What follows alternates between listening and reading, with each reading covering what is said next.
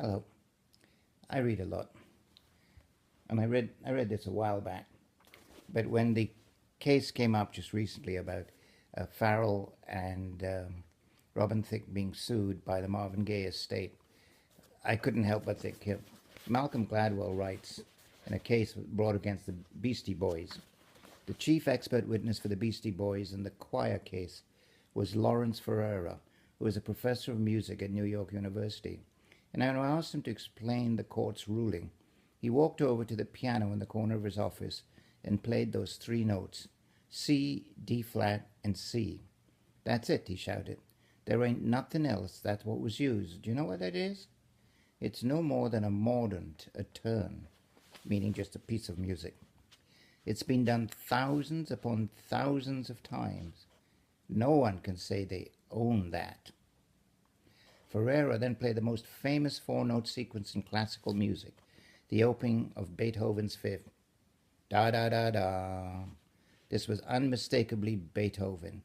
G, G, G, E flat. But was it original? That's a harder case, Ferreira said. Actually, though, other composers wrote that. Beethoven himself wrote that in a piano sonata, and you can find figures like that in composers who predate Beethoven.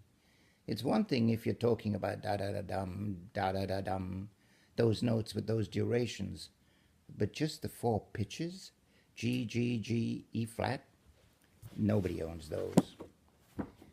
It's just too much. Just the whole notion that you can construct a piece of music devoid of any other influences by anybody else is bizarre. This one, Revolution in the Head, a really good critical analysis by a musicologist on all the Beatles tunes, every tune, chord by chord. And this is on the 75th tune that the Beatles recorded called You Won't See Me. And there's a footnote. There are chords of 8 days a week. Talking to Playboy in December 1984, McCartney grinningly admitted, "We were the biggest knickers in town, plagiarists extraordinaire." So come on, get off your case, people. That's from one half of what's considered the greatest songwriting duo of the 20th century.